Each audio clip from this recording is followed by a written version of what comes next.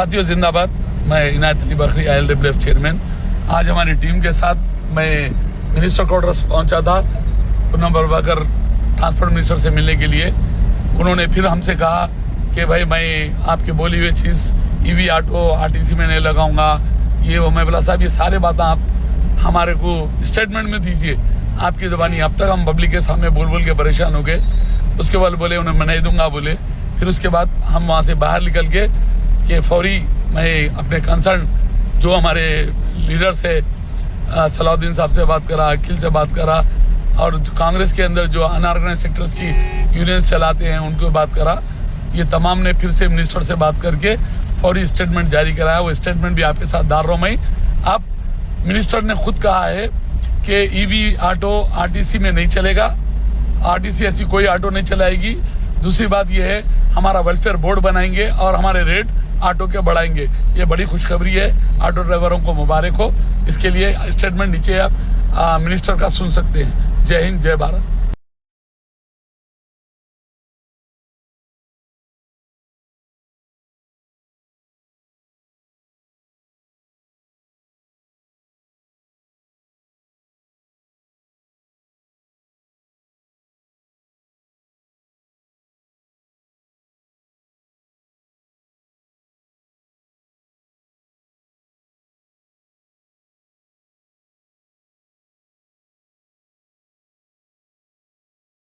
తీసుకొచ్చినారు.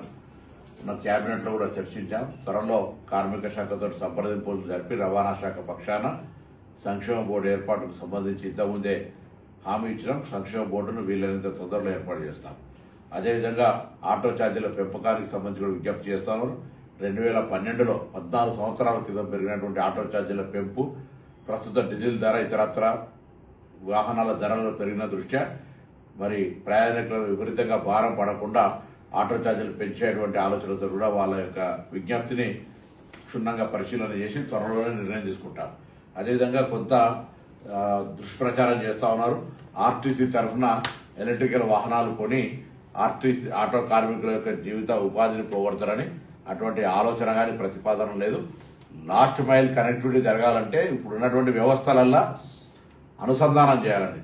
నేను RTC రైలు కొనా, రైలు వాళ్ళు RTC బస్సు కొనరు, రైలు వాళ్ళు ఆటో కొనరు, RTC వాళ్ళు ఆటోలు కొనరు. కాబట్టి లాస్ట్ మైల్ కనెక్టివిటీ అనే మాట తప్పకుండా అమలు జరగాలని కోరుతున్నాం. ప్రయాణికుడు ఇంటి నుంచి వెళ్తే మళ్ళీ ప్రయాణం చేసి మళ్ళీ ఇంటికి చేరే విధంగా ఉండాలనేటువంటి ఆలోచనతో ప్రణాళిక చేస్తున్నాం తప్ప RTC ఎక్కడ కూడా EV ఆటోలు కొనదు అనేటువంటి స్పష్టమైన మాట ఈ సందర్భంగా తెలియజేస్తూ, ఆటో కార్మికుల సంక్షేమానికి సంబంధించి నిన్ననే కేబినెట్ లో కూడా 1,50,000 రూపాయలతో హైదరాబాద్ లో రెట్రోఫిట్ ఇచ్చే కార్యక్రమాన్ని వాళ్ళకు EV వెహికల్ గా కన్వర్ట్ చేసుకుని చేస్తాను.